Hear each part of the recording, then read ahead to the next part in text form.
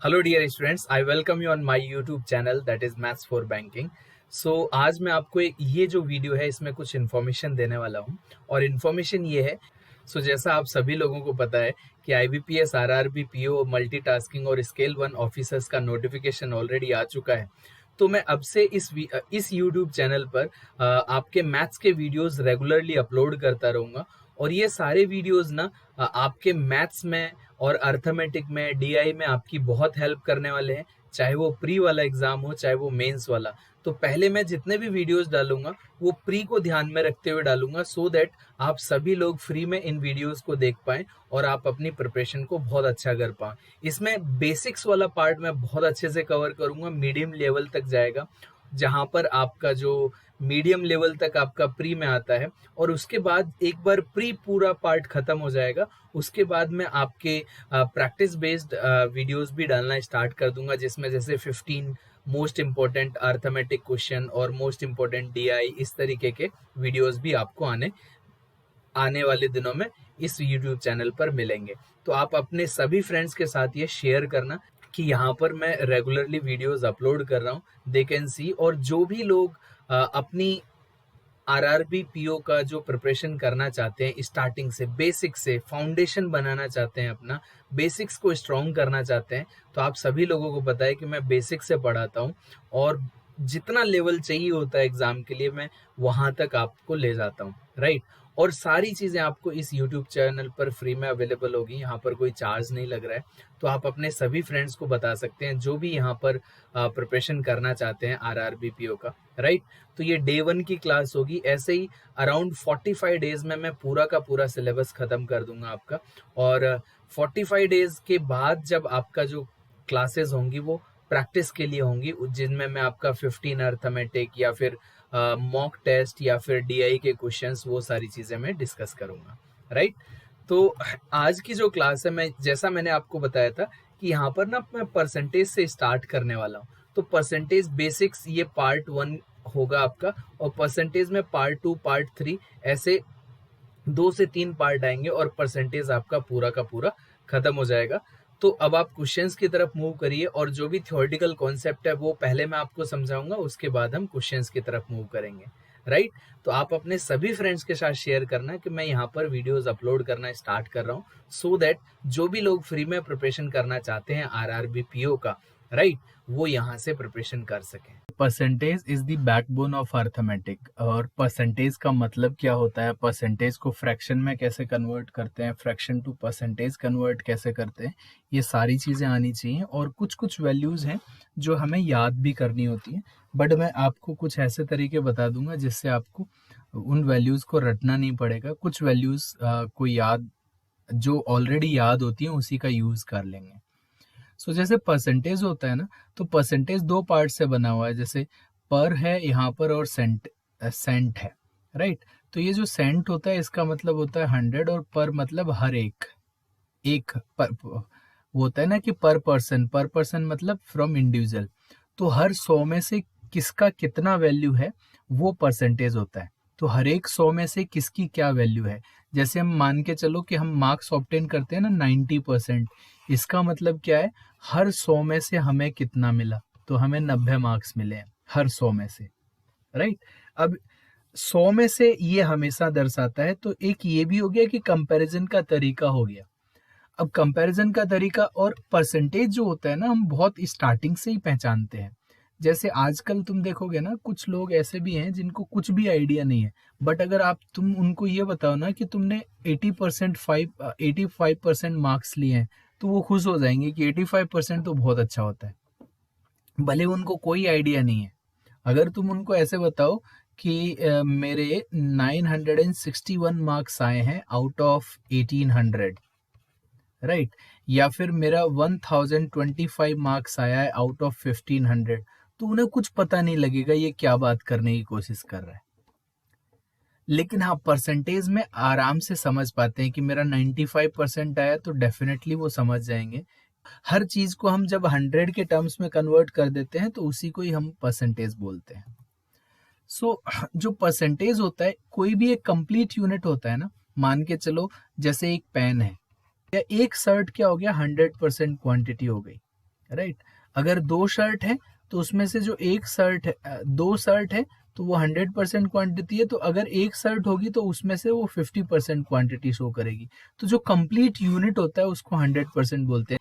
कि जैसे आपके पास ना 25% है, तो 25% को फ्रैक्शन में अगर आपको कन्वर्ट करना है ना, तो आप परसेंटेज हटाने के लिए इसको 100 से डिवाइड कर देते हैं।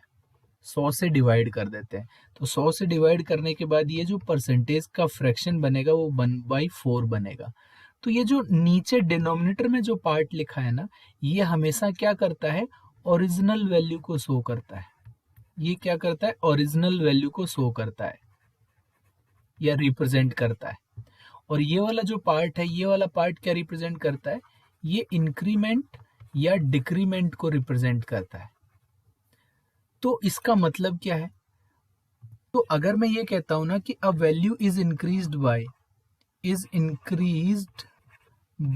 25%, अ वैल्यू इज इंक्रीज्ड बाय 25%, तो जैसे ही मैं 1/4 लिखूंगा तो जो वैल्यू ओरिजिनल वैल्यू है, तो 4 क्या करेगा, ओरिजिनल वैल्यू को रिप्रेजेंट करेगा। ये अब इंक्रीज हुआ है तो इंक्रीमेंट शो करेगा, डिक्रीज होता तो डिक्रीमेंट। तो मैं ये कह सकता हूं कि जो ओरिजिनल वैल्यू थी और जो फाइनल वैल्यू है, उन दोनों का रेशियो बता सकता हूँ कि ओरिजिनल वैल्यू अगर 4 यूनिट है ना, तो फाइनल वैल्यू 4 में 1 बढ़ गया है, तो फाइनल वैल्यू मेरी 5 हो गई है। तो ओरिजिनल वैल्यू और फाइनल वैल्यू का मैं रेशियो निकाल सकता हूँ बाय यूजिंग द फ्रैक्शन। समझ में आ रहा है? कहीं पर भी समझ में नहीं आता है तो वो आप मुझे अब बताते रहना। तो अगर मैं ये कहता अ वैल्यू इज डिक्रीज्ड बाय, अगर मैं यहाँ पर कहता 15%, तो जो भी वैल्यू है, तो 15% को जैसे ही मैं 15/100 लिखूंगा, 5 से इसको कट कर सकता हूँ 3 बार और 20 बार, तो ये वैल्यू ओरिजिनल को शो करेगा। और ये क्या शो कर रहा है, ये डिक्रीमेंट शो कर रहा है। तो डिक्रीमेंट शो कर रहा है तो मेरे पास ओरिजिनल और फाइनल वैल्यू का जो रेशियो आ जाएगा वो 20:17 आ जाएगा। तो हम ये भी कह सकते हैं कि हर 4 में से अगर 25% का इंक्रीमेंट का मतलब क्या होता है कि जब भी मेरे पास 4 वैल्यू होगी तो हर 4 में 1 का इंक्रीमेंट होगा। यहाँ पर क्या होगा, जब भी मेरे पास 20 वैल्यू होगी तो हर 20 में से मेरे पास 3 का डिक्रीमेंट होगा। राइट, तो ये चीजें हैं। तो जैसे ही फ्रैक्शन में कन्वर्ट कर देते हैं तो हमें ओरिजिनल और फाइनल वैल्यू का रेशियो पता लग जाता है। या फिर हम ये भी कह सकते थे कि अ वैल्यू इज इंक्रीज्ड बाय, तो देखो इंक्रीज्ड बाय 25%, देन जो इंक्रीज्ड वैल्यू होगी वो क्या हो गई, या फाइनल वैल्यू या इंक्रीज्ड वैल्यू। तो एक तो हमने लिखा कि फाइनल वैल्यू 5 हो गई, ये तो रेशियो बनाया।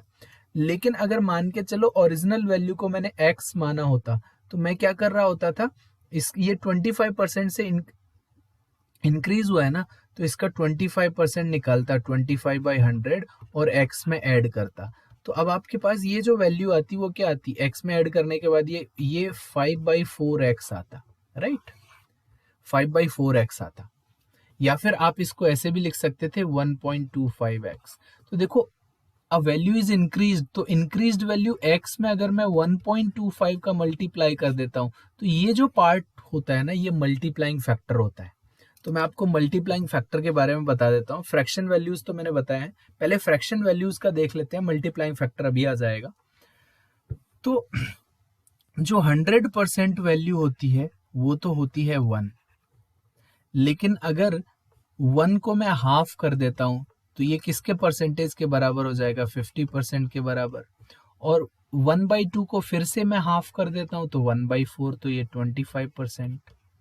और 1/4 को मैं फिर से हाफ कर देता हूं तो 1/8, ये 12.5% के बराबर है। और 1/8 को मैं फिर से हाफ कर देता हूं तो 1/16, जो कि आपका किसके बराबर है, 6.25% के बराबर है।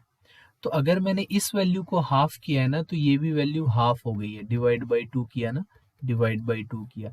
इसको मैंने डिवाइड बाई 2 किया, तो इसका करस्पॉन्डिंग वैल्यू को भी डिवाइड बाई 2 कर दोगे तो वैल्यूज आती जाएंगी। तो अब देखो, रटने का काम नहीं है, ये चीजें याद होनी चाहिए, और कैसे याद करनी है वो मैं बताने की कोशिश कर रहा हूँ।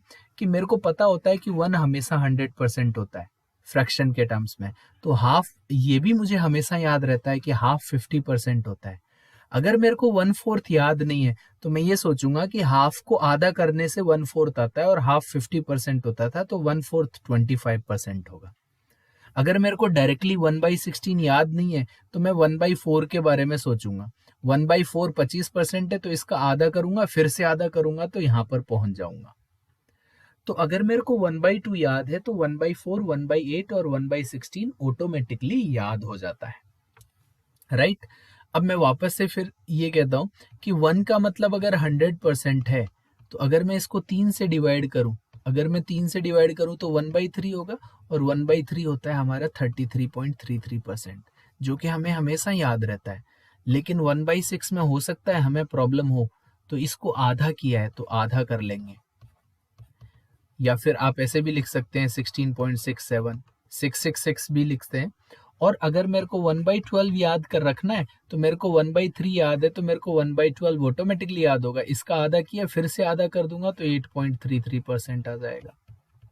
या फिर इसको ऐसे भी याद रख सकते हो कि ये क्या होता है, ये 33 होल 1/3% होता है, ये 16 होल 2/3% होता है, ये 8 होल 1/3% होता है, ऐसे भी कई बार लिखा होता है। मेरे को 1/24 भी याद करना है ना, तो मेरा याद हो जाएगा 4.17%, राइट। और इसको अगर इस वाले पार्ट को कन्वर्ट करना है तो ये क्या हो जाएगा आपका, ये भी, इसको भी आधे से डिवाइड कर दो तो इस वैल्यू को आधा कर दोगे तो 4, और 1/2 को हाफ से डिवाइड करोगे तो 1/6, तो ये 4 1/6% हो जाएगा। तो सबको, मेरे को 1/3 याद है तो आगे वाली ये 1/6, 1/12 और 1/24 याद है। 1/2 याद है तो 1/4, 1/8, 1/16 याद हो जाता है। तो रटना नहीं है हमने, ये वैल्यूज हमें इस तरीके से लॉजिकली कनेक्ट करके याद रखनी है, और कम से कम 1/22, 1/23 तक ये वैल्यूज मुझे याद होनी चाहिए। तो देखो हमने क्या क्या सीख लिया, 1/2, 1/3, 1/4, 1/5 बचा था। तो अगर मैं 1/5 को देखूं तो 1/5 मुझे पता है कि ये 20% के आसपास 20% होता है एग्जैक्टली, राइट। 1/5 20% होता है। अगर ये भी याद नहीं रहता है तो अगर मैं इसका हाफ करता हूं तो 1/10 होता है, ये 10% होता है। इसका भी हाफ करूंगा तो 1/20 होगा, तो वो 5% के बराबर होता है। और 1/40 करूंगा फ्रैक्शन में तो ये 2.5% के बराबर होता है। परसेंटेज को फ्रैक्शन में कन्वर्ट करना है तो 100 से डिवाइड करना है, और इसको परसेंटेज में कन्वर्ट करना है तो 100 से मल्टीप्लाई करना है।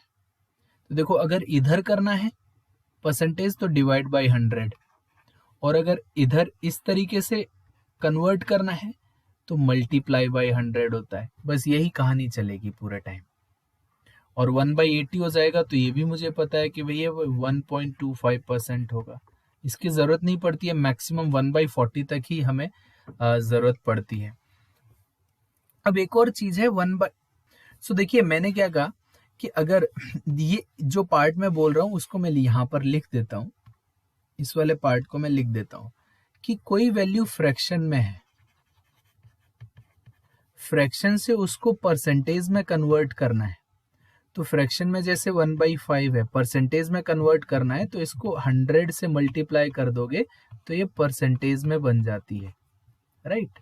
लेकिन अगर कोई वैल्यू परसेंटेज में है उसको फ्रैक्शन में कन्वर्ट करना है तो आप ये कह सकते हो कि भाई जो भी परसेंटेज है ना, जैसे मान के चलो 40% है तो इसको डिवाइड बाई 100 कर दो।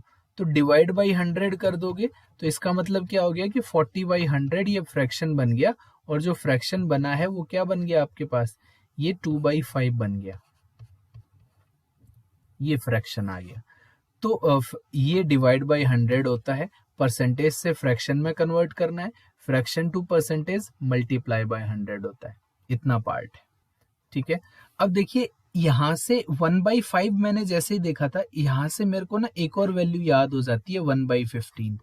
1/15 क्यों याद हो जाता है, 1/5 को मैंने 3 से डिवाइड किया ना तो 1/15, तो 20 को भी मैं 3 से डिवाइड करूंगा तो ये 6.66% आ जाता है। कितना आ जाता है, 6.66%। तो 1/15 भी मेरे को 1/5 से याद रह सकता है। या फिर जैसे आपने देखा था 1/3, 1/3 कितना था, 1/3 था 33.33 था ना। तो अगर 1/3 से भी कनेक्ट करोगे तो इसको 5 से डिवाइड करूंगा तो 1/15 भी होगा, तो इसको भी 5 से डिवाइड करोगे तो भी ये 6.66 आता रहेगा। दोनों से याद रख सकते हो, 1/3 से भी और 1/5 से भी, कि इसको अब हम 5 से डिवाइड कर रहे हैं तो ये भी 5 से डिवाइड हो गया। इसको मैंने 3 से डिवाइड किया था तो वैल्यू भी 3 से डिवाइड हुई थी। अब हमारे पास जो बचता है, जैसे 1/7 है, तो 1/7 को याद करने के लिए आप क्या करो कि 7 2 ज़ा 14 होता है और 14 2 ज़ा 28, तो 14 का टेबल इसमें आ रहा है, या फिर आप इसको ऐसे भी लिख सकते हो 14 होल 2/7%, राइट, 14 होल 2/7%। अगर मेरे को 1/14 इसका जस्ट हाफ करना है, तो इसका हाफ करना है तो यहाँ पर हाफ करना पड़ेगा। तो आप ये भी कह सकते हो यहाँ पर 7 में 14 का टेबल 2 टाइम्स था, 14 1 जा 1, 14 1 जा 14 एंड 14 2 जा 28। यहाँ पर इसमें 7 का टेबल 2 टाइम्स है, 7 1 जा 7 एंड 7 2 जा 14, ऐसे भी देख सकते हैं। तो ये वाला तो इसको हाफ करोगे तो अब क्या हो जाएगा, ये 7, और 2/7 को हाफ करोगे तो 1/7, तो ऐसे भी लिख सकते हैं, सॉरी, हाँ 1/7, राइट। तो आई होप आपको इतना पार्ट क्लियरली समझ में आ रहा होगा। तो और ऐसे ही हम यहाँ पर ये भी लिख सकते हैं कि 1/9 जो होता है ना, मुझे याद रहता है 1/9 क्या होता है, 11.11% होता है। तो अगर मेरे को 1/18 याद करना है ना, तो मैं इसको हाफ कर देता हूँ और हाफ हो जाएगा 5.55%। और इसको हम ऐसे भी लिख सकते हैं 11 होल 1/9, और इसको भी हाफ किया गया तो ये क्या हो सकता था, अगर इसको हाफ करना है तो ये 100/9 था ना, तो 50/9 हो जाएगा। 50/9 का मतलब क्या हो गया, 5 होल 5/9%। ये एक्चुअल में क्या है, ये 100/9 ही तो है, ये 100/9 है। तो 100/9 को हाफ करोगे तो 50/9, 50/9 को इसको हाफ किया तो 50/9, 50/9 ये होता है, ऐसे लिख सकते हैं। अब देखो यहाँ से ही हम क्या कर सकते हैं, 1/21 भी निकाल सकते हैं, क्योंकि ये जस्ट क्या है 3, यहाँ पर 3 से डिवाइड हो रहा है, तो इसको 3 से डिवाइड करोगे तो ये 4.76 एज इट इज आ जाता है। तो 1/7 से 1/14, 1/21 याद रह सकता है, यहाँ पर 1/9 और 1/18 और 1/27 भी याद रह सकता है, और वो क्या आ जाएगा, ये एग्जैक्ट बनेगा 3.7, राइट, क्योंकि यहाँ से हमने इसको 3 से डिवाइड किया, 3 से डिवाइड किया, 3 से इसको डिवाइड करोगे तो 3 बार, फिर 2 बचेगा और 21, तो 3.7 आ जाएगा। तो ये याद रखना है, ठीक है। और कुछ वैल्यूज और हैं जैसे जो हम याद रख सकते हैं इनसे, जैसे 1/11 वाला पार्ट है। तो 1/11 अगर आप देखो, 1/11 जो होता है ना, वो 9.09% होता है। तो आप ऐसे भी याद रख सकते हो कि 9 में ना 11 2 बार आता है और 11 में 9 2 बार आता है। अब इससे 1/22 ऑटोमेटिकली याद हो जाएगा, आधा ही तो करना है, 0.54%, राइट। अब देखो आपने 1/2, 1/3, 1/4, 1/5, 1/6, 1/7 भी हो गया, 1/8 भी हो गया था, 1/9 भी हो गया, 1/10 भी हो गया, 11 भी हो गया। अब 1/12 हमने 1/3 में ही कर लिया था। अब हमारे पास आता है 1/13।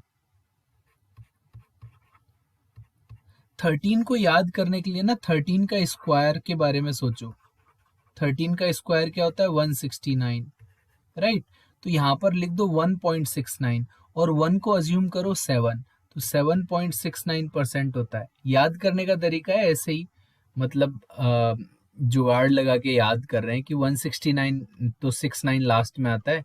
और या फिर आप ऐसे बोल सकते हो कि ये 100/13 होगा, तो डेफिनेटली 7 पॉइंट समथिंग आएगा। तो पॉइंट में क्या आता है, इसका जो स्क्वायर के जो लास्ट 2 डिजिट होते हैं वो आते हैं, 7.69। अब 1/14 तो ऑलरेडी हो चुका है, 1/15 भी हो चुका है, 1/16 भी हो चुका, अब बचता है हमारे पास 1/17। तो 1/17 जो है ये याद करना पड़ता है। ये वाला पार्ट जो होगा वो 5.88 भी लिख सकते हो आप, 5.89 भी लिख सकते हो। 1/18 कर लिया था, 1/19 को याद करना पड़ेगा, 5.26% होता है। 1/20 ऑलरेडी हो गया था, 1/21, 1/23, इवन 1/23 भी याद कर सकते हो। ये होता है आपका 4.23। जैसे अगर, या फिर आप ऐसे इमेजिन करो, ये 100/23 आएगा ना, तो 23 4 जा 92 होता है, फिर 8 बचा, फिर ये कितनी बार जाएगा, 3 टाइम्स जाएगा ना, 3 टाइम्स जाएगा 69, फिर आपका, तो ये 4.35 ऐसे कुछ आएगा। तो एक बार मैं चेक भी कर लेता हूँ, 92, फिर 8 बचा, फिर 69, 3 बार, फिर 11, तो 19 5 तो 4 होता है, ये 4.34 होता है, 4.34। 4.35 भी लिख सकते हो, बट 4.34 जल्दी याद हो जाता है क्योंकि 4 से स्टार्ट हुआ, 4 से ही एंड हुआ, तो 4.34 लिख सकते हैं। 1/24 हमने 1/12 का हाफ ही देख ही लिया था, 4.17। 1/25 आपको पता ही है कि भाई 4% होता है एग्जैक्टली। बस इतना सा याद रहेगा ना, तो बहुत सारी चीजें आपके काम आने वाली चीजें हैं ये। अब ये याद क्यों रहना चाहिए, उसका मैं पैटर्न आपको बता रहा हूं। Why it is necessary, why it is necessary. मान के चलो आपसे कोई ये पूछता है, जैसे आपसे अगर कोई पूछता है कि फाइंड आउट 8.33% ऑफ 8.33% ऑफ 17289624, ऐसा कुछ पूछता है। तो अगर मुझे ये नहीं पता है ना कि 8.33% ऑफ दिस वैल्यू, 8.33 फ्रैक्शन में डायरेक्टली क्या होता है, अगर मेरे को 8.33 याद नहीं आ रहा है तो मैं इसको डबल करूंगा, डबल करूंगा तो 16.66, ये भी याद नहीं आ रहा है तो इसको डबल करूंगा तो 33.33, डबल करते ही मेरे को याद आ जाएगा ये 1/3 होता है, ये 1/6 होता है, तो डेफिनेटली ये 1/12 होगा। तो मैं सीधे सीधे ऐसे निकाल सकता हूँ 1/12 इंटू 17289624। अदरवाइज क्या करूंगा मैं कि यार इसको ना पहले ऐसे सोचना स्टार्ट करूंगा कि यार ये 8 1/3% है, तो मतलब क्या हो गया, 25/3% है। अब परसेंटेज हटाने के लिए नीचे 100 लिखूंगा, राइट, और इसमें वो मल्टीप्लाई करूंगा, राइट, इतना फालतू का काम। फिर 25 से इसको डिवाइड करूंगा तो फिर से वही 3 इंटू 4 12 बन रहा है, फिर इसको 12 से कट करूंगा। तो अगर सीधा ही पता होगा तो फिर ये सारी चीजें करने की जरूरत नहीं पड़ेगी, इसलिए हमें ये चीजें याद होनी चाहिए, ये हार्ड एंड फास्ट रूल याद रहना चाहिए हमें। जैसे अगर कोई मेरे से पूछता है फाइंड 216.66%, और इसी को ऐसे भी लिख सकते हैं 216 2/3%, राइट, ऑफ ये वाला जो पार्ट है, अगर ऐसे कोई पूछ लेता है, राइट, 16.66% अगर निकालना है और पूछ लेता है किसका निकालना है, तो मान के चलो आपसे पूछा गया 216 and 3 6 and 12, ऐसा कुछ नंबर दे दिया। तो अगर मेरे को ये नहीं पता कि इसका डायरेक्ट फ्रैक्शन क्या हो सकता है, अगर बदलना नहीं आता है तो मेरे को टाइम लग सकता है। पहले मैं क्या करूंगा, या तो अगर ये दे रखा होगा तो इसको मैं ऐसे कन्वर्ट करूंगा पहले, फिर 216 को 3 से मल्टीप्लाई करूंगा, 2 ऐड करूंगा, फिर ये 450 बनेगा, अपॉन में 3 आएगा, अपॉन में 100 करूंगा। क्या करूंगा, 3 से मल्टीप्लाई किया, ये कितना आ रहा है आपका, 3 से मल्टीप्लाई करने के बाद ये बन रहा है 648, राइट, 648 बनेगा, उसमें 2, तो 650 बनेगा ये। फिर इसको 3 लिखूंगा, फिर अपॉन में 100 करूंगा, फिर जाके 2163612 ऐसे लिखूंगा, राइट। तो अगर मेरे को ये पहले से ही पता होता कि 0 से ये 0 कैंसिल आउट हो जाएगा, 5 से ये 13 बार कैंसिल आउट होगा, और 5 से ये 2 बार, तो ये 13/6, तो ये मैं डायरेक्टली कैसे निकाल सकता हूँ, यहाँ पर पहुंचना चाहिए कि ये सब जरूरत ही ना पड़े और मैं सीधे सीधे यहाँ पर पहुंच जाऊं, और ये सीधे सीधे फिर 6 से कट हो जाए कि ये 36 टाइम्स कट हो रहा है, फिर 0 6 और 0 2 ऐसे बन रहा है, और 13 से मल्टीप्लाई कर दें। तो इसको डायरेक्टली कैसे करना आना चाहिए, फिर आपको ये समझ में आना चाहिए ना कि 16.66 मुझे पता है 1/6 है, तो मैं ऐसे लिख लेता हूँ 200% प्लस 16.66%, तो मेरे को 200%, 100% 1 होता है तो 200% 2 हो जाएगा, और ये 1/6, तो ये क्या हो गया 13/6 नहीं हुआ। तो ऐसे मेरे को डायरेक्टली दिमाग में आना चाहिए, ऐसा ना हो कि मुझे पहले इसको ऐसे लिखना पड़ रहा है फिर इसको ऐसे लिखना पड़ रहा है, तो आपकी अननेसेसरी कैलकुलेशन बढ़ जाएगी।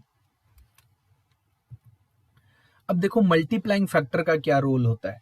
मल्टीप्लाइंग फैक्टर जो है ना सभी चैप्टर्स में यूज होगा, चाहे प्रॉफिट लॉस डिस्काउंट हो, चाहे परसेंटेज हो, चाहे आपका टाइम एंड वर्क हो, जहां पर भी परसेंटेज यूज होगा वहां मल्टीप्लाइंग फैक्टर होता है। कह रहा है कि if a value is increased bye 14.28, right. अब 14.28, अब देखो एक और चीज मैं आपको यहाँ पर मेंशन करना भूल गया हूँ, वो मैं अभी बता देता हूँ। जैसे आपने ये लिखा था अभी तुमने एक वैल्यू लिखी थी 1/8, 1/8 लिखा था। 1/8 क्या था, 12.5% था। तो मेरे को इसके कुछ वर्जन याद होने चाहिए। जैसे 3/8 है तो 3 गुना हो जाएगा तो 37.5% होता है। अगर मैं इसको 5 टाइम्स कर दूं तो 5/8 होगा, और 5/8 होगा तो 62.5% होगा। अगर मैं इसको 7 टाइम्स कर दूं तो 7/8 होगा और 87.5% होगा। तो ये 3-4 परसेंटेज क्यों बता रहा हूँ ये भी याद होनी चाहिए, क्योंकि ये कॉमनली यूज्ड परसेंटेज है। तो अगर मैं ऐसे ही अगर आपसे यहाँ पर ये पूछता कि अगर मैं यहाँ पर 5/12 कर दूंगा, तो 5/12 कर दूंगा तो ये 41 पॉइंट समथिंग बनेगा ना, 41 पॉइंट समथिंग। तो ऐसे मुझे याद होना चाहिए कुछ कुछ वैल्यूज। जैसे 5/6 मेरे को याद होना चाहिए कि 5/6 जो होता है वो कितना होता है, 5/6 83.33 होता है। तो ये वाला जो पार्ट है मुझे याद रहता है। तो जब हम प्रैक्टिस कर लेते हैं ना कि यहाँ से क्या, ये वाला पार्ट याद होना चाहिए कि 5/6 जो होता है वो कितना होता है। अब 5/6 क्या है, अब आप 5/6 को ना ऐसे भी सोच सकते हो, 5/6 इज नथिंग बट 1 माइनस 1/6। अगर दिमाग में नहीं आ रहा है तो 1 क्या होता है, 100, और ये 1/6 क्या होता है, 16.66। दैट मीन्स मैं डायरेक्टली ऐसे भी लिख सकता था, दिमाग में आ सकता था। तो ये लॉजिकली कनेक्ट करना आना चाहिए। अगर ये लॉजिकली कनेक्ट करना नहीं आता है तो आप हर जगह कैलकुलेशन में फंसने वाले हैं, राइट। ऐसे यहाँ पर मैंने 1/7 बताया था, तो आपको 2/7 का पता होना चाहिए कि भाई जस्ट डबल हो जाएगा तो ये क्या बनेगा, 28.56। अगर 4/7 हो जाता है, 4/7 होता है तो ये कितना बनेगा आपका, 57 बन जाएगा, क्योंकि एक कैरी फॉरवर्ड आने वाला है, 57 पॉइंट समथिंग बनेगा। या फिर अगर इसको मुझे 2 से मल्टीप्लाई करना होता मान के चलो, तो इस वाली वैल्यू को मैं एज इट इज 28 कर देता और ये 4/7 एज इट इज रहता। अगर मेरे को इसको 3 टाइम्स करना होता तो 3 टाइम्स करना होता तो कैसे करता, तो देखो मान के चलो मेरे को 3/7 निकालना है और मैंने ये वैल्यू लिखी हुई है कि 1/7 इतना होता है, तो इसको 3 टाइम्स करना है, तो इसको तो मैं 42 एज इट इज लिख दूंगा, इसका 3 गुना करूंगा। अब इसको जब मल्टीप्लाई करूंगा तो 6/7 लिख दूंगा। तो ये वैल्यू जब तक छोटी रहती है ना तो इसको छोटा ही रखना है, तो एज इट इज 6/7 आ जाएगा। लेकिन अगर इसको 4/7 करना है तो 4/7 करूंगा तो 4 से मल्टीप्लाई करूंगा तो 56 आएगा, और ये 8/7 होगा ना, 8/7 क्या होता है, 1 + 1/7, तो एक्चुअल में ये 57 1/7 होगा। तो ये क्या हो जाएगा आपके पास, कुछ ऐसे आ जाएगा, राइट। 1/11 अगर ये है तो मुझे ये पता होना चाहिए कि 2/11 जो होता है वो जस्ट डबल है, 18.18 होता है, राइट। 3/11 है तो 27.27 हो जाएगा, 4/11 है तो 36.36 हो जाएगा। ऐसे ही यहाँ पर मुझे ये पता होना चाहिए कि 2/9 जो होता है वो 22.22% होता है, 4/9 है तो मेरे को पता होना चाहिए कि 44.44% होता है, 7/9 है तो पता होना चाहिए 77.77% होता है। तो ये सारी चीजें मुझे परसेंटेज के फॉर्मेट में पता होनी चाहिए। उसका जरूरत क्यों है वो भी मैंने तुम्हें समझाया है। अब मल्टीप्लाइंग फैक्टर क्या होता है, मल्टीप्लाइंग फैक्टर जो होता है ना वो होता है ratio of final value to initial value.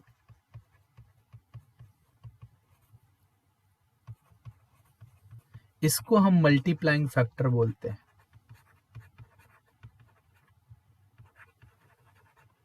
Right. Ratio of the final value to initial value, इसको हम क्या बोलते हैं, मल्टीप्लाइंग फैक्टर बोलते हैं। तो इस मल्टीप्लाइंग फैक्टर का क्या यूज है, तो यहाँ पर बोल रहा है if a value is increase by 14.28%।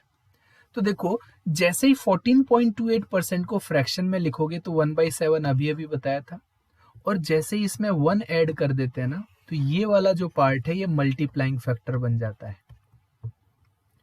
If a value is increased bye 87.5%, तो 87.5% अभी मैंने आपको बताया था ये 5/8 होता है, तो 5/8 में जैसे ही मैं 1 ऐड कर दूंगा तो ये मल्टीप्लाइंग फैक्टर बन जाता है। अब मल्टीप्लाइंग फैक्टर का यूज क्या होता है वो मैं बता रहा हूँ। देखो मल्टीप्लाइंग फैक्टर या तो 14.28 में 1 ऐड कर दो, या तो इसमें अगर मेरे को 100 ऐड करना है, 100 प्लस 14.28 भी कर सकते हैं, तो 114.28 ये भी मल्टीप्लाइंग फैक्टर होगा। अगर परसेंटेज के टर्म्स में चाहिए तो 100 ऐड करना है, अगर फ्रैक्शन के टर्म्स में चाहिए तो 1 ऐड करना है फ्रैक्शन वैल्यू में। तो अगर मेरे को 87.5% प्लस 100 करना है तो ये भी मल्टीप्लाइंग फैक्टर है। और जब आप इसको सॉल्व करोगे 187.5% को ना, तो ये एज इट इज यही वैल्यू देने वाला है, क्योंकि 100 प्लस 87.5, राइट। तो इसका यूज क्या है, what is the use of multiplying factor. तो देखिए यहां पर क्या बोला गया, a value is increased by, तो let the value be x. अब वैल्यू को इंक्रीज कर दिया गया है किसके द्वारा, 14.28। तो अगर मैं मल्टीप्लाइंग फैक्टर, तो 1/7 प्लस 1 क्या हो गया, 8/7। तो अगर मैं 8/7 से मल्टीप्लाई कर देता हूं तो ये वैल्यू ऑटोमेटिकली इंक्रीज्ड वैल्यू हो गई, वो ये फाइनल वैल्यू हो गई, राइट।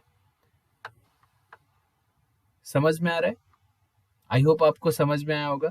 तो अब इसका मतलब क्या हो गया, तो ये जो 8/7 है ना, ये फाइनल वैल्यू और इनिशियल वैल्यू का रेशियो है, कि इनिशियल वैल्यू अगर मेरी 7 थी तो उसमें मैंने 1/7 इंक्रीज कर दिया, तो 1/7 इंक्रीज करने से 1 बढ़ गया, तो फाइनल वैल्यू, ये फाइनल वैल्यू को रिप्रेजेंट कर रहा है, ये इनिशियल वैल्यू को रिप्रेजेंट कर रहा है। अब जो वैल्यू बन गई मेरी वो क्या बनी, x इंटू 8/7। ऐसे ही यहाँ पर वैल्यू इज डिक्रीज्ड, तो डिक्रीज हुआ है ना, सॉरी यहाँ पर मैंने इंक्रीज के लिए लिख दिया है डिक्रीज, अभी मैं इसको डिक्रीज ना करके इंक्रीज लिख देता हूं, इंक्रीज्ड लिख देता हूं। तो अगर इंक्रीज्ड लिखा रहेगा ना, तो अगर वैल्यू x है तो अब क्या हो जाएगी 5/8, तो ये 13/8 हो गया। तो अब ये इनिशियल वैल्यू को रिप्रेजेंट कर रहा है, ये फाइनल वैल्यू को, तो ये x इंटू 13/8, ये फाइनल वैल्यू पूरी बन गई x के टर्म्स में।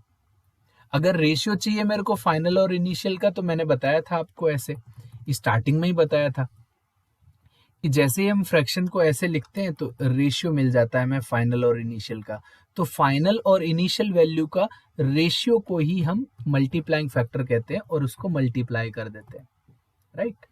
अब मैं अगर ऐसे कहता हूं, एक क्वेश्चन आता है, a number is increased bye 37.5%, it becomes this much, right.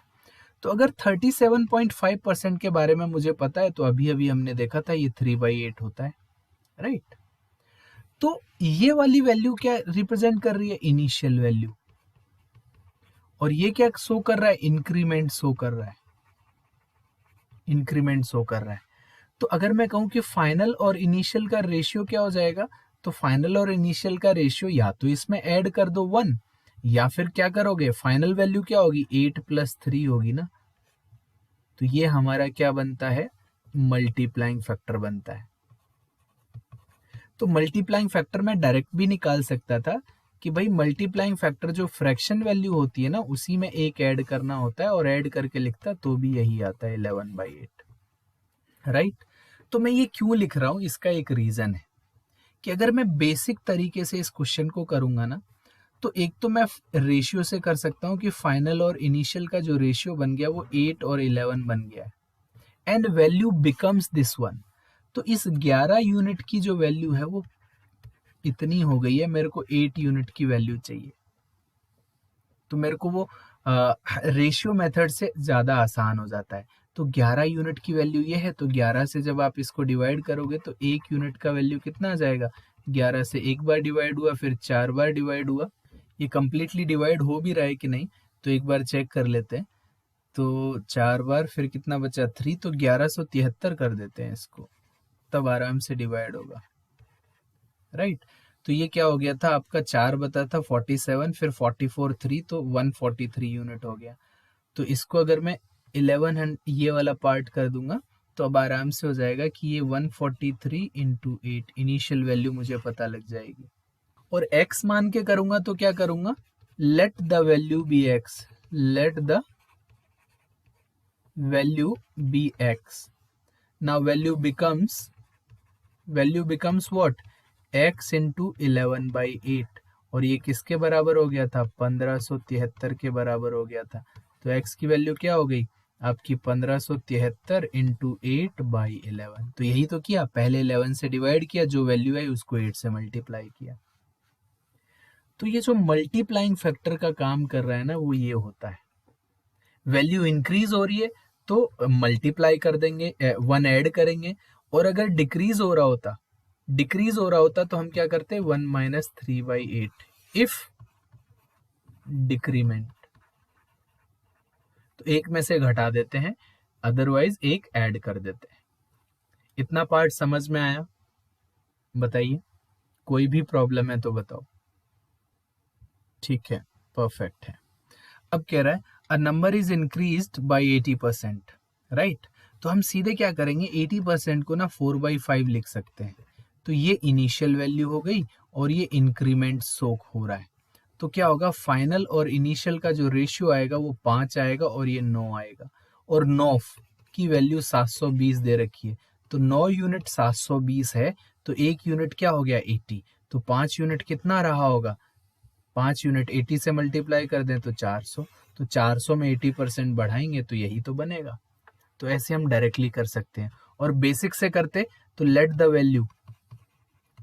Value be x, तो x मानते, फिर वैल्यू बिकम्स क्या हो गई कि x इंटू 4/5, तो ये 9/5 हो जाएगा, और ये इसकी वैल्यू हमें क्या दे रखी है 720। अब ये देखो 9 से कितनी बार कटा आपका 80 टाइम्स, और ये 5 का मल्टीप्लाई हो जाएगा, तो x की वैल्यू यहाँ से भी 400 आएगी। तो ये चीजें आपको पता होनी चाहिए, राइट। तो हमने एक थ्योरेटिकल कॉन्सेप्ट पढ़ लिया कि मल्टीप्लाइंग फैक्टर क्या होता है, राइट। तो मल्टीप्लाइंग फैक्टर का यूज क्या है, जैसे मान के चलो सक्सेसिव परसेंटेज चेंज आएगा तो भी मल्टीप्लाइंग फैक्टर ही यूज होगा। कैसे यूज होगा वो मैं बताता हूं आपको। If a value is increased bye 20%, successive percentage change बता रहा हूं मैं। तो सक्सेसिव परसेंटेज चेंज को ना बहुत सारे तरीके से लोग पढ़ाते हैं, अलग अलग पैटर्न से। फैंसी पैटर्न में पढ़ाएंगे, ये हो जाएगा वो हो जाएगा। बड़े सरल तरीके से मैं तुमको मल्टीप्लाइंग फैक्टर के फॉर्म में पढ़ाऊंगा, बाकी किसी चीज की जरूरत नहीं पड़ेगी। मान के चलो if a value is increase by 20%, तो लेट द वैल्यू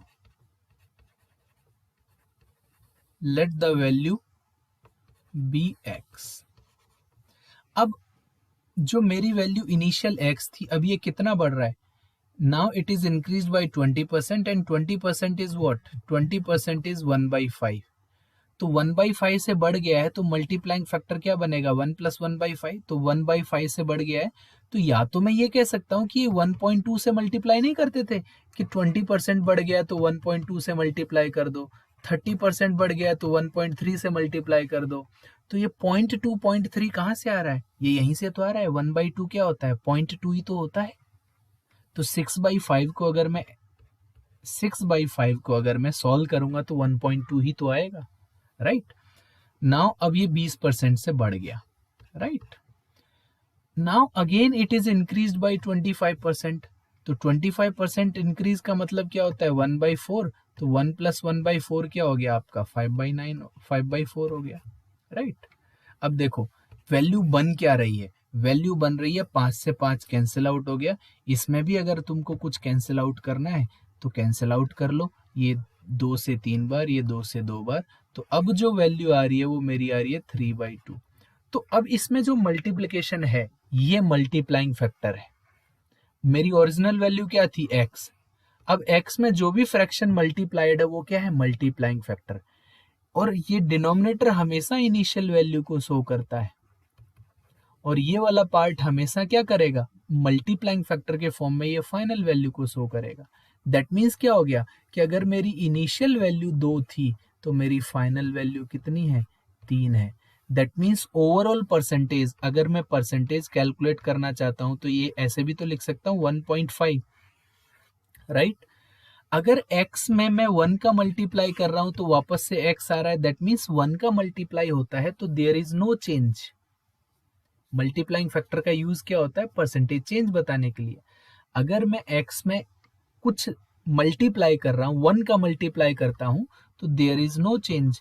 लेकिन अगर x में 1.5 का मल्टीप्लाई हो रहा है तो 1 से कितना बढ़ गया, 0.5। 0.5 किसको रिप्रेजेंट करता है, 50% को। या फिर आप ऐसे सीधे देख लो कि पहले वैल्यू 2 थी, अब कितनी हो गई है, 3, तो बढ़ा कितना, 1। इनिशियल पर निकालना है 50%। तो मेरे को फैंसी आइटम देखने की जरूरत नहीं है, मैं यहीं से ही सारी चीजें कैलकुलेट कर सकता हूं। कि मल्टीप्लाइंग फैक्टर क्या होता है, कि मैंने कहा था कि फाइनल और इनिशियल वैल्यू का रेशियो होता है, यही बोला था। तो मान के चलो कि आपकी फाइनल वैल्यू है 125, राइट, और इनिशियल वैल्यू है आपकी 100, राइट। तो अगर फाइनल अपॉन इनिशियल का जो रेशियो है वो आपके पास 125/100, तो या तो आप इसको 1.25 लिखेंगे या फिर आप इसको क्या लिखेंगे, कट करके 5/4, और जिसको मैं ऐसे भी लिख सकता हूँ 1 + 1/4, राइट। तो देखो, अगर फाइन एक और इंपॉर्टेंट पॉइंट जो मैं बताने की कोशिश कर रहा हूं यहाँ पर, अगर फाइनल अपॉन इनिशियल का रेशियो अगर 1 है तो आप ये कहेंगे कि फाइनल वैल्यू जो है वो इनिशियल के बराबर है। That means there is no change, there is no change, कोई भी चेंज नहीं आया है। हाँ, अब हमने दूसरा एग्जांपल लिया कि let us suppose final value is 125 and initial value is 100। तो फाइनल और इनिशियल का जो रेशियो आ रहा है वो 1.25 आ रहा है, या फिर मेरा 5/4 आ रहा है, जो कि 1 + 1/4 होता है।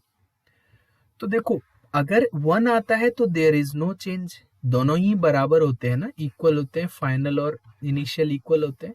लेकिन अगर 1 से बड़ा है तो कुछ परसेंटेज चेंज आएगा। कितना परसेंटेज चेंज आएगा, अब देखो, मैंने कहा 25%, तो परसेंटेज को हटाने के लिए हम क्या करते थे, 100 से डिवाइड करते थे। तो 25% का मतलब होता है एग्जैक्टली 0.25। तो 0.25 एक से 0.25 बड़ा है ना, तो इसका मतलब क्या हो गया कि जो इनिशियल वैल्यू है ना 25% बढ़ गई है, तो वो फाइनल वैल्यू बन गई है। या फिर आप क्या कह सकते हो, अगर ये 1 आता तो कोई चेंज नहीं आता, लेकिन इस 1 में 1/4 बढ़ गया है। 1/4 का मतलब क्या होता है, 25%।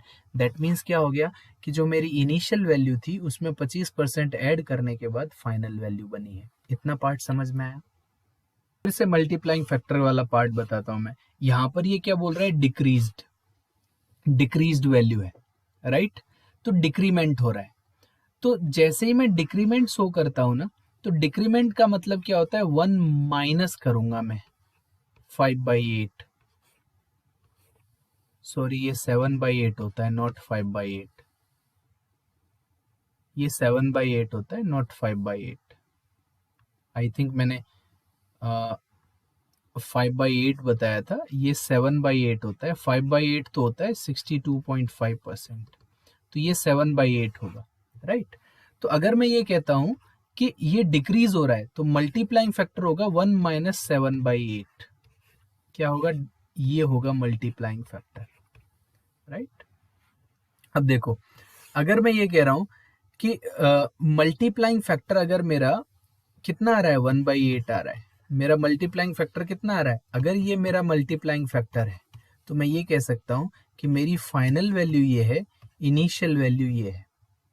तो देखो, फाइनल इनिशियल वैल्यू 8 थी, अब ये फाइनल कितना रह गई, 1। तो डिक्रीज कितना हुआ, डिक्रीज हुआ है 7 का। अगर परसेंटेज में कन्वर्ट करना है तो हमेशा परसेंटेज में इनिशियल वैल्यू से कंपेयर करते हैं, इनटू 100 कर देंगे, तो ये वही मेरा बन जाएगा। तो ये चीजें तुम्हें समझ में आनी चाहिए। अब हम आ जाते हैं वापस से अपने उस वाले पार्ट पर। सक्सेसिव परसेंटेज चेंज पर। तो देखो सक्सेसिव परसेंटेज चेंज में मैंने क्या बताया कि कोई वैल्यू को पहले 20% बढ़ा रहे हैं। 20% बढ़ाने का मतलब क्या है, 1.2 से मल्टीप्लाई करना या 6/5 से मल्टीप्लाई करना। फिर दोबारा से 25% बढ़ा रहे हैं, तो या तो 5/4 से मल्टीप्लाई करें या 1.25 से मल्टीप्लाई करें, बात बराबर है। फ्रैक्शन में इसलिए रखा है कि कुछ पार्ट हो सकता है कैंसिल आउट हो जाए। अब पहले मेरी वैल्यू x थी, अब ये मेरी वैल्यू क्या हो गई, x इंटू 1.5। अगर x इंटू 1 रहता तो ये जो x के साथ जो भी मल्टीप्लिकेशन में आ रहा है ना, ये मल्टीप्लाइंग फैक्टर होता है, राइट। मैंने कहा था कि मल्टीप्लाइंग फैक्टर अगर 1 है तो there is no change. Multiplying factor अगर 1 है तो देयर इज नो चेंज, कोई चेंज नहीं आया, तो x इंटू 1 आना चाहिए था, लेकिन ये 0.5 बढ़ा हुआ है। 0.5 किसको रिप्रेजेंट करता है, 50% को। दैट मीन्स 20% फिर 25% बढ़ने के बाद मेरा जो ओरिजिनल चेंज आ रहा है वैल्यू में, वो 50% आ रहा है। समझ में आया कि नहीं आया? कुछ लोग ऐसे भी समझाते हैं इसको कि आप ऐसे लिख लो, 20% को यहां लिख लो, राइट। 20% को कैसे लिख लो, फ्रैक्शन के फॉर्मेट में, और 25% को लिख लो फ्रैक्शन के फॉर्मेट में, राइट। तो यहां पर लिखो इनिशियल वैल्यू और यहां पर लिखो फाइनल वैल्यू। कुछ लोग समझाते हैं, गलत नहीं है, बट वो इसको फैंसी तरीके से समझाने की कोशिश कर रहे हैं, जो बेसिक तरीका है कि भाई अगर आपका 20% इंक्रीमेंट हुआ है, पॉजिटिव इंक्रीमेंट शो करता है, तो पहले वैल्यू कितनी थी आपकी 5, तो इनिशियल वैल्यू थी 5, इंक्रीज कितना हुआ 1, तो फाइनल कितनी हो गई 6। अब दूसरी बार क्या हुआ, पहले वैल्यू कितनी थी 4, अब इंक्रीज कितनी हो गई है 5, तो ये 20% का चेंज कर दिया, फिर 25% का चेंज कर दिया।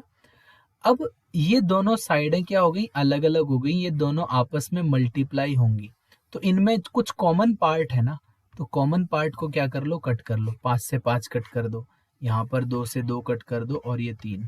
तो अब जो रेशियो बना वो आपका क्या बना, 2:3। तो अब वही मैं कह रहा हूँ कि इनिशियल वैल्यू अगर आपकी 2 है तो फाइनल वैल्यू कितनी हो गई 3। तो इंक्रीमेंट कितना हुआ, इंक्रीमेंट हुआ 1, कितने पर, 2 पर। तो परसेंटेज में चेंज करेंगे तो हाफ वैसे भी क्या होता है 50%। तो कुछ लोग ऐसे भी समझाते हैं, but this is a fancy way. उनको हो सकता है ये भी आइडिया ना हो कि बेसिकली इसी का मतलब जो हम बचपन से पढ़ते आ रहे हैं, इसी का मतलब यही है। उन्होंने तो शॉर्टकट दिखाने की कोशिश की है कि ऐसे करेंगे तो ऐसा हो जाएगा। हो सकता है उनको बेसिक का एक्चुअल आइडिया ही ना हो कि ये जो तुम बता रहे हो वो बेसिक से ही आता है। तो पहले बेसिक सीखना होता है, शॉर्टकट तो बेसिक से ही बनते हैं। अभी समझ में आया? तो ऐसा कुछ करने की जरूरत नहीं है। हम क्या करेंगे, let the value be x. इसमें 20% बढ़ाना है, तो 20% क्या होता है, या तो हम सीधे सीधे 1.2 लिख दें और इसको 1.25 लिख दें, तो मल्टीप्लाई करने में ना थोड़ा सा खिचपिच हो जाएगी। तो मैं क्या कर रहा हूँ, इस 1.2 को ही 12/10 भी लिख सकता हूँ, राइट। या कट करके 6/5 डायरेक्टली लिख रहा था, और इस वाले पार्ट को डायरेक्टली 5/4 लिख रहा था। तो ये एक्चुअल में कट जा रहा था, और ये वाला पार्ट 2 से 3 बार, और ये वाला पार्ट 2 से। तो x में जो वैल्यू मल्टीप्लाई हो रही है ना 3/2, ये मल्टीप्लाइंग फैक्टर होता है। और ये हमेशा क्या करता है, ये फाइनल वैल्यू होती है, ये इनिशियल वैल्यू होती है, उसको शो करता है। तो अगर इनिशियल वैल्यू 2 है तो फाइनल वैल्यू कितनी है 3, तो बढ़ा कितना 1, कितने पर 2 पर, 2 पर बढ़ गया तो 50%। और इसी चीज को अगर आप ऐसे लिख दोगे कि x इंटू 1.5, तो अगर मैंने पहले ही कहा था कि फाइनल अपॉन इनिशियल का रेशियो अगर 1, तो अगर मल्टीप्लाई बाई 1 होता तो देयर इज नो चेंज। लेकिन 0.5 किसको रिप्रेजेंट करता है, तो हम सीधे बता सकते हैं कि भाई 50% बढ़ गया है। हमें कोई फैंसी आइडिया नहीं चाहिए, एकदम नॉर्मल सिंपल आइडिया चाहिए। अब देखो यहाँ पर क्या बोल रहा है, एक अनदर क्वेश्चन आ गया। If a value is increased bye 20%, then again increased by 12.5%, again increased by 14.28%, what is the overall percentage in the initial value? तो ऐसा क्वेश्चन आता है, हमेशा क्वेश्चन पूछा जाता है। तो हम क्या करेंगे, बेसिक मेथड हमारा क्या कहता है कि हम वैल्यू को क्या मान लेते हैं, let the value be x, let the value be x। तो x में 20% बढ़ाने का मतलब 1.2, 1 पॉइंट का मतलब होता है 6.5, 6/5, और फिर से 12.5 कितना होता है, 1/8 होता है, तो 9/8 हो गया ये। 14.28 क्या होता है इंक्रीज, 1/7, तो ये 8/7 हो गया, राइट। तो 8 से 8 कैंसिल आउट हो गया, क्लियर है। Yes sir. 12.5 1/8 होता है, तो 9/8, तो 1 + 1/8 9/8, 1 + 1/7 8/। अब ये क्या बन गया, x इंटू क्या बन गया हमारे पास, 54/35, यही बना ना, कुछ कट तो यस सर। रहा नहीं है। तो यही मेरा, अगर इसकी जगह मान के चलो x इंटू 1 आता, तो there is no percentage change, right.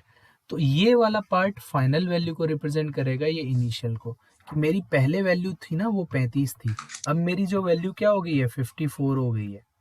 तो ये कितना बढ़ गया, तो मैं देखूंगा कि भाई 19 इंक्रीज हुआ है, तो 1935 का कितना परसेंटेज है वो कैलकुलेशन कर लेंगे, और वो भी कैलकुलेट कैसे करते हैं वो मैं अभी समझाऊंगा, राइट।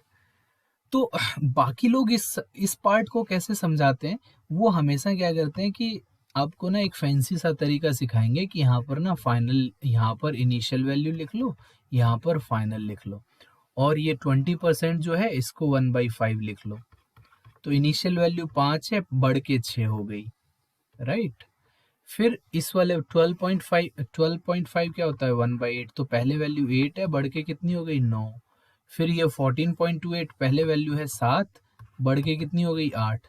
तो इधर और इधर वाली वैल्यूज कैंसिल आउट हो सकती हैं, कुछ कैंसिल नहीं हो रहा है तो इनको आपस में मल्टीप्लाई कर दो, इनको आपस में मल्टीप्लाई कर दो। तो इनिशियल और फाइनल का जो रेशियो तुम्हें दिख रहा है, फिर वो दिखाएंगे कि मेरी वैल्यू 35 है, तो अभी कितनी हो गई है, 54। तो बात तो यहीं से ही वही हो रही थी, इसको अलग अलग कर करके क्यों दिखा रहे हो, ये तो सीधी सीधी कहानी है, राइट। अब ये कैसे कैलकुलेट करते हैं, तो इसको कैलकुलेट करने का तरीका भी मैं तुम्हें बताऊंगा, राइट। तो अभी मैं इसको एस्केप कर रहा हूं, अभी आगे की स्लाइड्स में आएगा कि इसको कैसे कैलकुलेट करेंगे। तो अगर कैलकुलेट करना भी है तो हम हमेशा किस पर फोकस करते हैं, डिनोमिनेटर वाले पार्ट पर, कि अगर 100% निकालना है तो 100% क्या होगा, 35 ही तो होगा, और 10% चाहिए तो 10% चाहिए तो 3.5 होगा, और अगर मेरे को 50% चाहिए तो 50% कितना होता है, 17.5 होता ना, होता कि नहीं होता। तो 10%, 15% और 1% अगर चाहिए होता तो 0.35 होगा, क्योंकि 1% के लिए 100 से डिवाइड करना है। और अगर मेरे को 5% चाहिए तो क्या चाहिए, या तो 10 को 2 से डिवाइड कर दो, या तो 50 को 10 से डिवाइड कर दो, बात बराबर है। तो ये 4% निकालना मैं डायरेक्टली जानता हूं, किसी भी वैल्यू का 10% मतलब उस वैल्यू को 10 से डिवाइड करके आएगा, 50% मतलब उस वैल्यू को 2 से डिवाइड करके आएगा, 1% उस वैल्यू को 100 से डिवाइड करना है, और 5% कैसे निकलेगा, या तो 10% को आधा कर दो, या तो 50% को फिर से 10 से डिवाइड कर दो, ठीक है। तो अगर मेरे को मान के चलो, अगर मेरे को 19 is what percent of 35 calculate करना होता, राइट, तो मैं इंटू 100 नहीं करता, नेग्लेक्ट कर देता, कि इसका मैं 50% देखूंगा। क्यों 50% देखूंगा, क्योंकि 50% की वैल्यू 19 के आसपास है। तो अगर 17.5 होता और ये 35 होता, तो मैं सीधे सीधे क्या लिख रहा होता, 50%। बट ये क्या है, ये इससे 1.5 ज्यादा है, समझ में आ रहा है, 1.5 ज्यादा है। तो मैं देखूंगा कि भाई इसका 1% कितना होता है, इसका 1% होता है 0.35। अब 0.35 और 1.5 काफी बड़ा गैप है, तो मैं देखूंगा इसका 5% कितना होता है, तो इसका 10% 3.5 होता है, तो 5% 1.75 रहा होगा। तो अब देखो 5% इतना होता है, 1% इतना होता है, तो मैं अब 4% निकाल सकता हूँ ना, 5 में से 1 को सब्सट्रैक्ट किया तो 4% मुझे आ रहा है, 1.4% आ रहा है कि नहीं आ रहा। तो अगर मेरे को 1.5% इसमें बढ़ाना है, तो ये क्या होगा, 50 में मेरे को 4% और बढ़ा दूंगा तो 1.4 ही ऐड होगा। तो ये जो वैल्यू है मेरी, ये डेफिनेटली क्या होगी, 54 से लेके 55 के बीच में कुछ परसेंटेज वैल्यू आने वाली है। ये समझ में आया क्या? ठीक है। अब देखिए नेक्स्ट क्वेश्चन क्या आ गया हमारे सामने। नेक्स्ट क्वेश्चन है, the difference between the 38% and 22% of number is 3200. What is the 15% of that number? तो अगर किसी नंबर का 38% निकाला जाए, कोई एक नंबर है, तो मान के चलो नंबर हम ले लेते हैं, नंबर क्या मान लेते हैं, अब परसेंटेज की बात हो रही है तो नंबर मान लेते हैं 100। तो इसका अगर मैं 38% निकालूंगा तो 38 निकलेगा, और 22% निकालूंगा तो 22 निकलेगा, क्योंकि 100 मान लिया है मैंने। इन दोनों का जो डिफरेंस है वो क्या है, इन दोनों का डिफरेंस है 16। तो ये जो 16 यूनिट है ना, इसकी वैल्यू मुझे दे रखी है 3200। तो एक यूनिट की वैल्यू क्या हो जाएगी, एक यूनिट की वैल्यू होगी 200। तो मेरे ने जो नंबर माना था वो था 100, और 100 यूनिट माना था, एक यूनिट की वैल्यू 200 है, तो मेरा नंबर क्या हो जाएगा, तो नंबर मेरा क्या हो गया, 200 इंटू 100, दैट इज 20,000। अब उसका क्या कह रहा है कि उसका 15% क्या होगा, उसका 15% क्या होगा, तो 15% का मतलब क्या होता है, 10% प्लस 5%।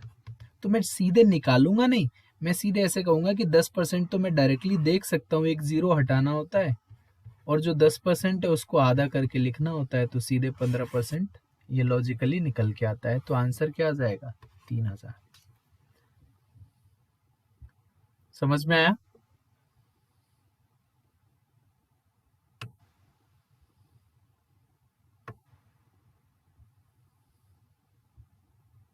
ठीक है,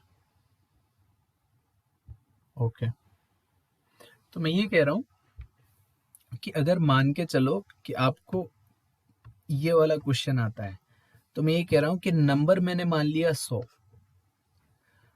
अब उसका 30% निकालना है उसी नंबर का, तो 38% निकाल लिया, और उसी नंबर का 22% निकालना था, और उसी उनका जो डिफरेंस है वो ये दे रखा है। तो मैंने कहा कि लेट नंबर बी 100। तो 100 का 38% तो 38 आएगा, 22% तो 22 आएगा। तो इन्हीं का जो डिफरेंस था वो क्या आ गया, डिफरेंस 16 आ गया। तो इस 16 यूनिट की एक्चुअल जो वैल्यू है वो है 3200। तो एक यूनिट का एक्चुअल वैल्यू कितना हो गया, 200। तो मेरा नंबर मैंने क्या माना था, 100 यूनिट, और एक यूनिट की वैल्यू 200 है, तो मेरा एक्चुअल नंबर इतना आ गया। उस नंबर का मुझे 15% निकालना था, तो 15% ऐसे निकाल दिया। समझ में आया? राइट। अगर मान के चलो मैं x लेता, let the number be x मान के चलता, तो 38% बढ़ने का, उस नंबर का 38% क्या हो गया, तो x का 38% कितना होगा, 0.38x, और 22% कितना होगा, 0.22x। तो इन दोनों का डिफरेंस ही तो 3200 है। तो वही तो मैं कह रहा हूँ कि 0.1x इज इक्वल टू 3200। तो देखो x की वैल्यू क्या आ गई, 3200 अपॉन 0.16। तो पॉइंट हटाने के लिए इंटू 100 करेंगे, और ये 16 से 200 बार कटेगा, तो 200 गुणा, तो जो x की वैल्यू आ गई वो 20,000 आ गई। अब उस x का 15% निकालूंगा तो 3000 आ जाएगा। ठीक है।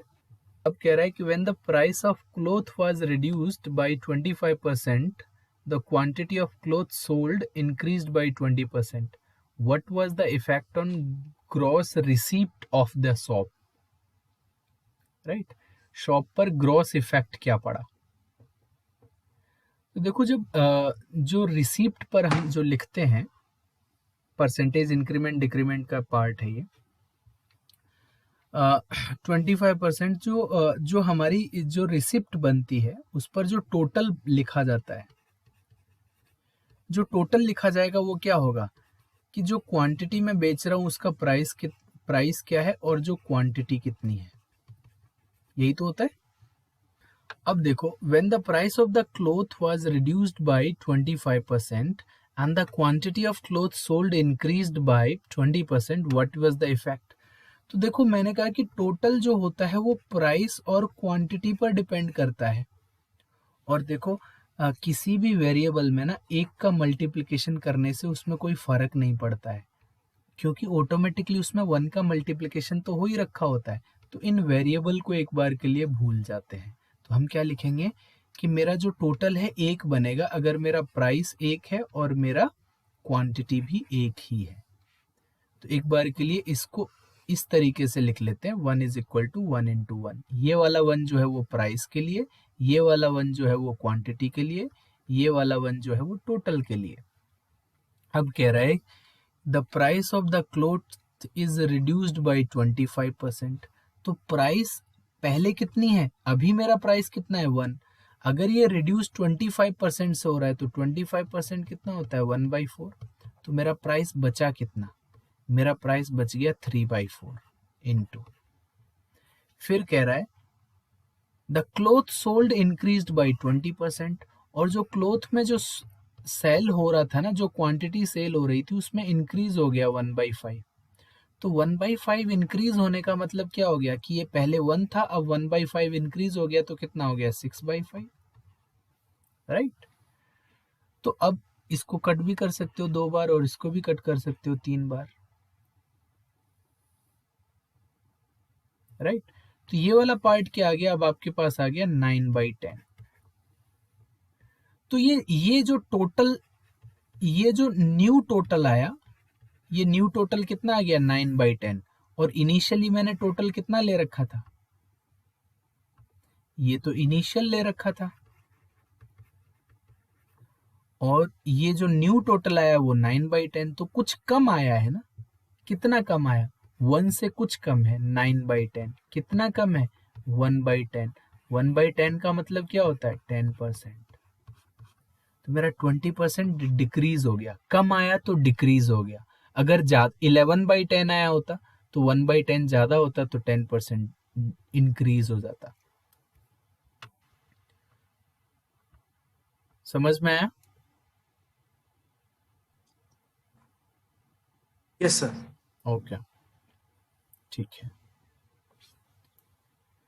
तो इस टाइप के जब भी हम क्वेश्चन करते हैं ना, तो ये 1 लगा के करते हैं ना, इसीलिए हमने वो फ्रैक्शन वैल्यूज को कन्वर्ट करना सीखा है, right.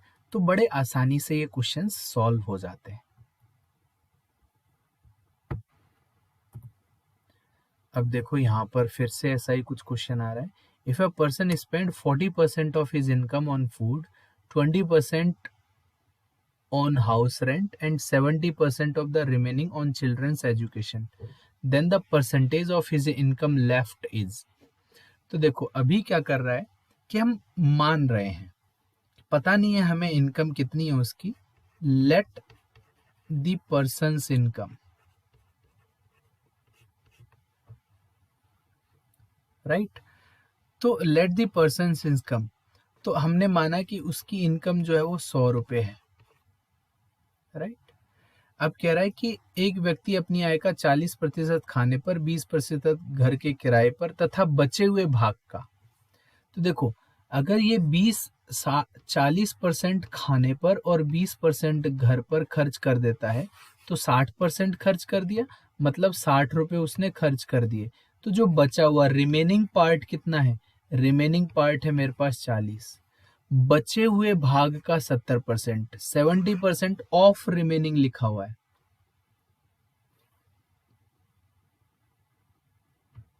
Right, of the remaining.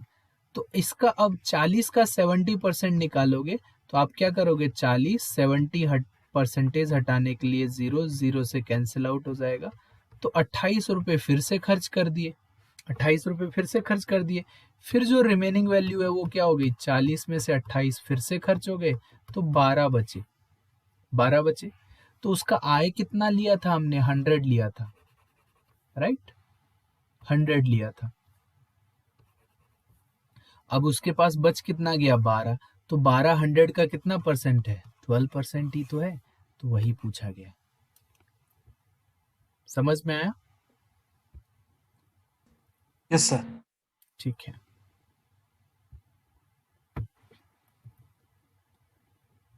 अब अब जब ऑफ रिमेनिंग डायरेक्टली बोल देता है ना, जैसे यहाँ पर बोला गया a man spend 20% of his monthly income on food and 15% on children and 40% of remaining, यहाँ से ऑफ रिमेनिंग बोल रहा है, राइट। तो हम ये कह सकते हैं कि let the value be x, या फिर हम 100 मान लेते हैं, लेट इनकम बी 100। तो उसमें से 20% यहाँ खर्च कर रहा है तो 20 रुपये खर्च हो गए, फिर 15% यहाँ खर्च कर रहा है तो 35 रुपये खर्च हो गए, तो बचा कितना, रिमेनिंग पार्ट, तो रिमेनिंग आया 65। उसका 40% ही spent on entertainment and 30% on hospital. तो इसमें से 40% यहाँ पर और इसी में से 30% यहाँ पर, दैट मीन्स ये 70% इस वाली वैल्यू का खर्च कर रहा है। तो 70% निकाल लो, तो 70% निकालेंगे तो कुछ भी नहीं होगा, ये यही तो निकलेगा, राइट। और 5 से अगर कट करना है 2 बार, 5 से 13 बार, तो ये कितना आ गया आपके पास 91/2 और आपके पास आ गया 45.5, राइट। तो 45.5 इसमें से माइनस कर देंगे तो अभी भी उसके पास क्या बचा हुआ है 0.5 ये, और 20 और एक 19.5, राइट। तो ये 19.5 कब बच रहा है, जब मैंने इनकम 19.5 तब बच रहा है जब मैंने इनकम को 100 माना था, इनकम को क्या माना था, 100 माना था, राइट। तो 19.5 अगर बचता है तो इनकम मेरी कितनी है, 100 है। तो बोल क्या रहा है कि एक्चुअल में इतना बचा था। तो ये जो 19.5 है ना, किसको रिप्रेजेंट कर रहा है, 8775 को रिप्रेजेंट कर रहा है, राइट। तो अगर ये 1 को रिप्रेजेंट करता तो 1 की वैल्यू क्या होती, 8775 अपॉन में 19.5, और मेरे को वैल्यू किसकी निकालनी है, 100 की, तो इंटू 100 कर देंगे। तो देखो ये 0 हटाने के लिए 10 से मल्टीप्लाई कर देते हैं, और ये 2 बार इससे कट कर देते हैं 5 से जब इसको कट करेंगे तो कितनी बार जाएगा, 3 टाइम्स एंड 39, राइट। सो 39 से ये कितनी 13 से कट हो रहा होगा ना, तो 13 से ये 3 बार कट हो रहा है, और 13 से, तो अगर आप देखो ऐसे तो 7 13 छिक्के कितना होता है 78, 13 6 जा 78, तो आपका 6 टाइम्स गया 78, 9 बचा 97, तो फिर ये 7 टाइम्स और फिर 5 टाइम्स, फिर 6 से इसको कट कर दोगे तो कितनी बार जाएगा ये, 2 and 2 and 5, तो 225। सो 225 इंटू 2 450, 452 इंटू 100 तो 45,000, तो 45,000 आंसर हो गया।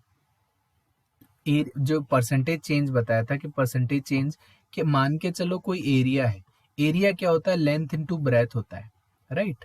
अगर मेरा एरिया 1 है तो डेफिनेटली ब्रेथ और लेंथ कुछ ऐसा रहा होगा, राइट, 1 इंटू 1 इंटू 1, क्योंकि हर वेरिएबल में ना 1 का मल्टीप्लिकेशन तो हिडन होता है, क्योंकि उससे कोई फर्क नहीं पड़ता, इसलिए मैं वेरिएबल्स को हटा देता हूँ, मैं 1 का रोल प्ले करना स्टार्ट करता हूँ। अब क्या होता है कि अगर ब्रेथ में कुछ इंक्रीमेंट होगा और इसको मुझे कांस्टेंट रखना है ना, इसको अगर कांस्टेंट रखना है तो डेफिनेटली मुझे डिक्रीज करना पड़ेगा, राइट। तो मान के चलो अगर मैं ब्रेथ को 20% से इंक्रीज करता हूं तो लेंथ कितना डिक्रीज होगा, तो मैंने यही बोला, मैंने क्या बोला कि मेरा ये वाला जो पार्ट है ये तो कांस्टेंट रहना चाहिए, तो अभी भी 1 आना चाहिए। ये 20% से बढ़ गया है तो 1/5 बढ़ गया, तो ये कितना हो गया, 6/5 हो गया ना। तो ये सामने वाली वैल्यू ऑटोमेटिकली 5/6 होनी चाहिए कि नहीं, क्योंकि ये मुझे 1 लाना है, तो ये इससे कैंसिल आउट हो जाएगा। अब पहले ये 1 थी, अब कितनी रह गई, 5/6, इस कितना हुआ 1/6, that is equal to 16.66%, right. Yes अब दूसरा केस ले लेते हैं कि अगर area is equal to length into breadth है और मेरा लेंथ डिक्रीज हो रहा है और ये मुझे कांस्टेंट रखना है, तो ब्रेथ को बढ़ाना पड़ेगा, राइट। तो मैं मान के चलता हूं कि मेरा एरिया जो है 1 और लेंथ 1 और ये वाला पार्ट, ये मेरा डिक्रीज हुआ किससे, 16.66% से। तो अगर ये तो मुझे सेम रखना है, ये अगर डिक्रीज हुआ है 1/6 से, तो ये कितना हो गया, 5/6 हो गया ना। तो ये ऑटोमेटिकली 6/5 होना चाहिए, तभी तो ये 1 रहेगा। तो पहले ये 1 था, अब कितना हो गया ये, अब हो गया ये 6/5। तो 1 से कितना बड़ा हो गया, 1/5। 1/5 कितना होता है, 20%। तो ऐसे हम परसेंटेज चेंज डायरेक्टली देख लेते हैं अगर कांस्टेंट रखना है तो। अगर मैं ये कहता हूँ कि price of oil is increase by 20%, if a customer increases his consumption by 10%, then how much percentage his expenditure will increase? तो मेरा जो एक्सपेंडिचर जो होगा वो किस पर डिपेंड करेगा कि प्राइस कितना है और मैं कंजम्पशन कितना कर रहा हूँ, इसी पर तो डिपेंड करेगा। कहा कि एक्सपेंडिचर मेरा 1 है, प्राइस भी मेरा 1 है और कंजम्पशन भी मेरा 1 है। अब जो चेंजेस आ रहे हैं वो देख लेते हैं। The price of the oil is increase by 20%, तो प्राइस 20% से इंक्रीज हो गया, तो ये कितना हो गया, 6/5। And if a customer increase his consumption by 10%, और ये कंजम्पशन भी बढ़ा रहा है 10% से, तो ये 11/10 हो गया, ये 11/10 हो गया। तो अब जो मेरा ये जो एक्सपेंडिचर बन रहा है उसमें क्या चेंज आ रहा है, क्योंकि ये दोनों ही, ये भी इंक्रीज हो रहा है, ये भी इंक्रीज हो रहा है, तो इसमें कुछ चेंज आएगा ना। तो ये तो इनिशियल वैल्यू थी, अब ये वाली वैल्यू क्या निकल के आ रही है, फाइनल। तो देख लेते हैं फाइनल क्या आता है। तो देखो फाइनल क्या आ रहा है, 6 से अगर 3, ये 3 बार कट कर लो और ये वाला पार्ट कितनी बार, 5 बार कट हो जाएगा 2 से, तो ये आ रहा है 33/25। तो इसको आप ऐसे भी तो लिख सकते हो, 1 + 8/25 नहीं लिख सकते। तो ये मेरा पहले 1 था, अगर 1 ही आता तो कोई चेंज नहीं होता, लेकिन 1 में ये इतना ऐड होके आया है। तो 1/25 मैंने क्या बताया था, 4%। तो 8/25 कितना होगा, 32%। तो ये बढ़ कितना गया मेरा, 32%।